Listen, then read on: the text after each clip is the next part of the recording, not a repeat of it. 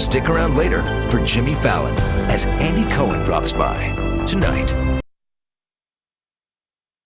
The nation pauses to remember a patriot, an emotional farewell from one president to another. When the history books are written, they will say that George H.W. Bush was a great president of the United States. A son to his dad. I said, Dad, I love you and you've been a wonderful father. And the last words he would ever say on earth were, I love you too. As the nation's 41st president returns home to Texas for the final time, it is now Texas's turn to honor the life and legacy of George H.W. Bush. You're watching NBC 5 News at 10. Good evening. I'm Brian Curtis in Washington, D.C.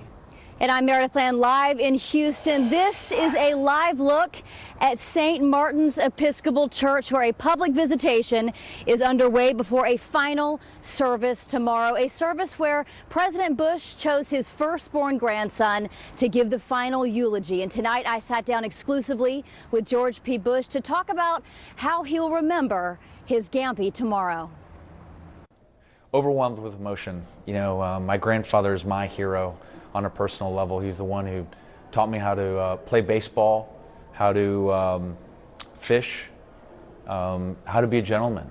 41's first grandchild will paint the final picture of him, home now in Texas. You know, as Uncle George said, he ran at, lightning speed, and then there was stop or sleep. George P. Bush, Texas's land commissioner, says his Gampy adored family, and Texas was home. And this is where they were during their golden years. And you'd find him at A&M football games and Texans games here in Houston, and he is back in Texas, and that he has chosen to be buried next to my sweet grandmother and Robin on the grounds of their library in College Station. In the last eulogy, George P. Bush says he will speak from the heart. So much has been said about his public career and what he's given this country and this state. I'm just going to talk about the man. You know, I had a chance to visit him here in Houston twice in the last month before passing, and I had my chance to say my last goodbyes, and I talked with him the night of his passing. And it's going to hurt, you know, just like anybody else who's lost a loved one. It takes time to overcome, but I know that in time it'll get easier. And tomorrow, former Secretary of State James Baker will speak first, followed by Commissioner George P. Bush. About 3 miles away from the church visitation, there is still a line of people, so many people waiting to pay their respects to the 41st president. Meredith Yeomans continues our live team coverage. Meredith, just a moving scene there. It's very telling. This is where people are coming to board shuttles to go to the church where the president is. It's about 3 miles away. We have been here since about 4 this afternoon, and this line has tripled. It goes almost around this entire building now. There's now well over a 2-hour wait, evidence of how beloved the president is here in Houston. Long before sundown, crowds began showing up. It's really just about respect. People started lining up at 9 a.m. By nightfall, the line was so long, Houston police asked people to hold off coming out. Give me a second. Give me a second. Because parking lots at the megachurch reached capacity. Very long. Make Six Flags look short. What is your name, Sarah? Sarah Hughes and her 13-year-old son William drove from Fort Worth to be here. And I'm sorry for your loss. The 8th grader missed history class to witness history. It's pretty cool, and I suppose it's kind of the only chance I'll ever get to do this. Like most in line, the Hughes didn't know the Bush family, yet for them, being here is personal. We lost my grandfather at age 94 back in August, so the same generation. He was also a pilot in World War II. Cold crowds waited as President Bush arrived in Texas one last time. He was escorted to St. Martin's Episcopal Church, the Bush family church of 50 years. Buses brought crowds to walk by his flag-draped casket. Afterwards, the Hughes told us the experience was well worth the wait and the 4-hour drive from Fort Worth. It was very somber, respectful, and I thought it was befitting a man who lived a life of humble service. Buses will run overnight. The last one is expected to leave around 5:30 so the church can prepare for a private funeral tomorrow morning. Meredith. Houston sure loved him, right, Meredith? Thank you so much for that. You know, the Houston funeral service starts tomorrow morning at 10 a.m. His body will then be taken by train to the Bush Library and Museum at Texas A&M and College Station. And I will be live in College Station tomorrow to cover it all. But first, it was a moving day in Washington, D.C., and my co-anchor Brian Curtis picks up the coverage from there. Meredith, it is a cold, quiet night outside Washington National Cathedral. But earlier today, the sound of church bells and military bands floated across the nation's capital in celebration of President Bush's extraordinary life. After one final ride through Washington with a last look at 1600 Pennsylvania Avenue, President George H.W. Bush honored for his service that began long before he reached the White House. George Herbert Walker Bush was America's last great soldier statesman.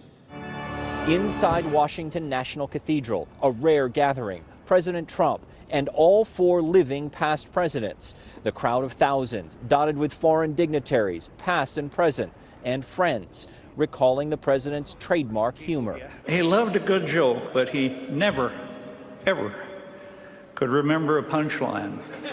But the most touching tribute from his own son, former President George W. Bush, sharing lessons passed from one commander-in-chief to another.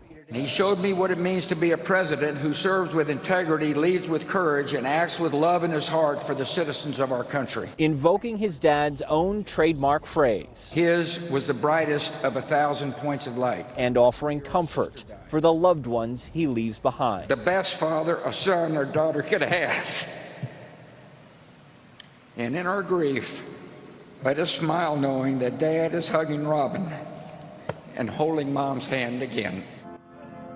From a family and a grateful nation, a final farewell to the 41st president. Now, immediately after the service, a motorcade took the president's casket and the Bush family to board a plane used as Air Force One as he left the nation's capital for the very last time on the way home to Texas. Laura, Bianca, back to you. All right, Brian, thank you for your reporting this week. And you can watch live coverage of President Bush's Houston funeral service tomorrow morning at 10 o'clock right here on NBC5 and on NBCDFW.com. And tomorrow, North Texas will play a part in President Bush's burial service in College Station.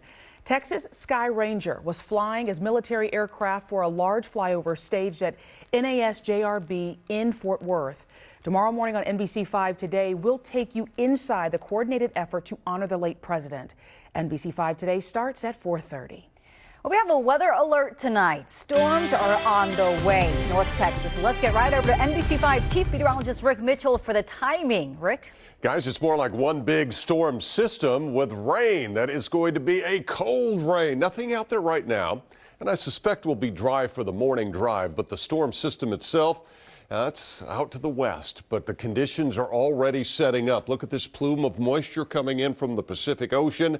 That's what's going to really help enhance the rainfall. Now, here are the chances as we go through the next few days. About a 50-50 shot tomorrow. Better chances in the afternoon. It's a certainty Friday night, and still pretty good chance on Saturday. Now, some of you, well, maybe not some of you, but some areas will see some snow. I'll show you where when I come back. Snow. Ooh, okay, Rick, thanks.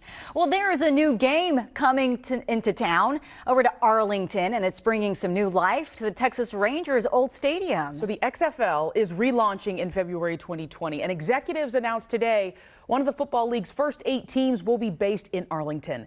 Alice Barr is at Globe Life Park with more on what the announcement could mean for the growing entertainment district.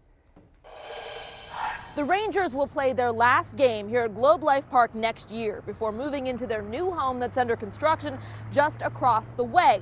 The XFL announcement ensures there will still be action here at the old ballpark, and one man who knows the league well says it could bring a second chance for some players too.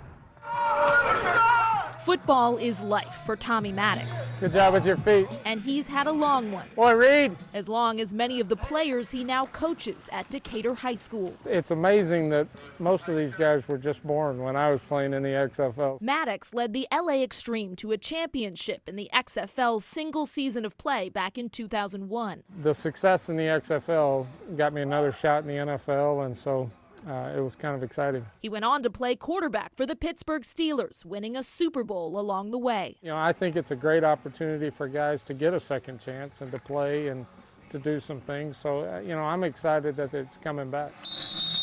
He's not alone. I'm excited about it. I think it'll be great. Many sports fans at Texas Live are eager to add another asset to Arlington's growing entertainment district. It's a little different than the NFL, so I think it might draw a better crowd, and I think Globe Life Park would be a great place to have it. Yeah, we're hungry. But others are skeptical, remembering the league's short-lived first run. I tried it. I tried watching the first run, but like I said, I just couldn't get into it. I guess, and then it didn't make it past one season. Hey, remember to push that thing, Dane. Maddox thinks the XFL will take its lessons from the past to focus on a high-quality game. You know, I think that they'll learn from it. I think it'll be better. That keeps fans coming back for more. Here we go. Of course, with just 8 teams, the XFL will have a short season here, but Arlington's mayor says this is just one of many ways that the city plans to repurpose the old Globe Life Park to give it a new, long life. Reporting in Arlington, Alice Barr, NBC 5. Well, McKinney police want to speak with you if your child attended the Joyous Montessori School between May of 2016 and December of this year. This after one of the school's child care workers, Jessica Joy Weiss, was arrested for suspected injury to a child.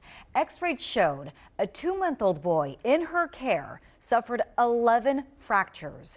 Investigators know of 2 other victims, and the school says that Weiss passed all background checks, had no prior history, and she has since been terminated.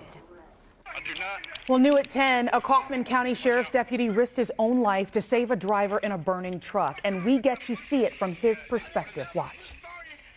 Is the dash holding your leg in? Okay. Man, please help me. All right. My baby's at the hospital.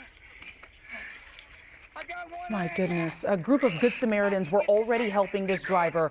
When Deputy C. Martin arrived on that scene, the truck's cab was filling up with smoke, as you can see right there. The deputy continued to try to free this man who was pinned underneath the dashboard. Wow, incredible. Well, during the season of giving, the community of Colleyville has come together to help a stranger. Yeah, this all started with just a small gesture to get a homeless man off the streets for a night. But as Ali Spilliards reports, it evolved into something much bigger. We were pretty tired. In this dark corner on a cold December day, It was going to rain, so we got up under the bridge. most would have driven right past the homeless man sleeping under the freeway. But there was one driver who noticed. Well, I got a phone call from a customer of mine. He said, Vaughn, there's a homeless guy with some dogs at the end of Glade Road and 121. Any size to go that? At the time, Von Husbands was at his Colleyville barbecue joint. But it didn't take him long to gather supplies. Dog collars and harnesses and leashes and some blankets and a little bit of money, and took it back down there. It was a small gesture for a man he knew nothing about. My goal was to just get him shelter. And that was just the start.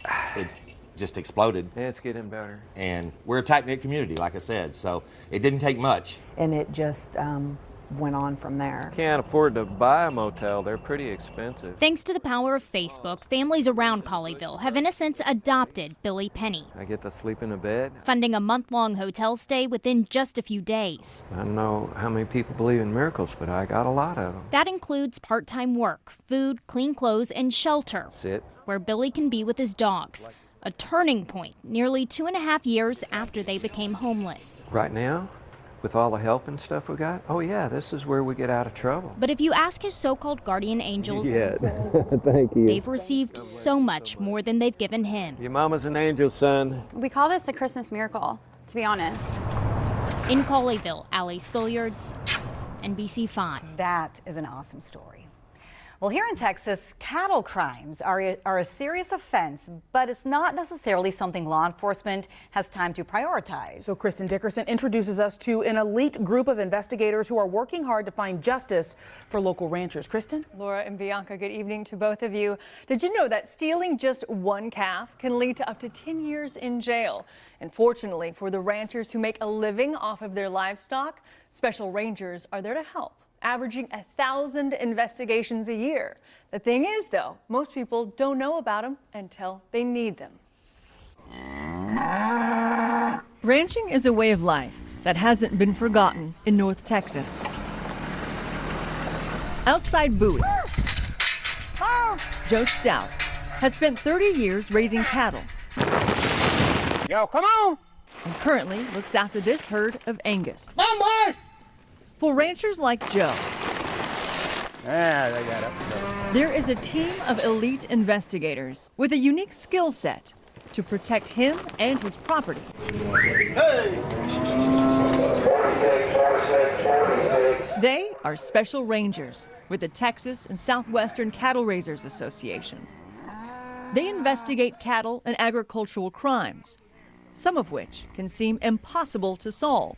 I've got calls 6 months later, and people say my cattle are missing. Well, when's the last time you knew they were there? Well, 6 months ago. So that makes it, tough because we're dealing with the environment out here with rain, sleet, and snow, and evidence gets washed away.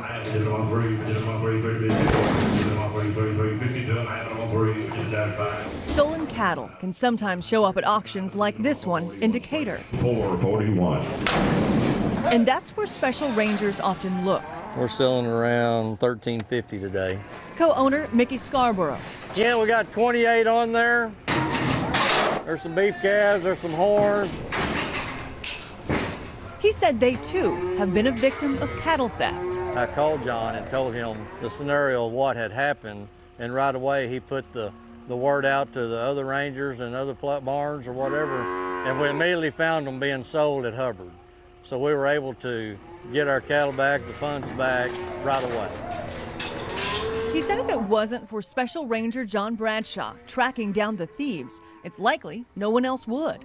I don't know of anybody else that will actually do this. Our local law enforcement, they'll help to a degree, but they don't have the expertise or knowledge in the cattle business and cattle industry of how to get it done. For Joe Stout, he credits the Special Rangers as well. I can come in here with them and they will give me a little leeway.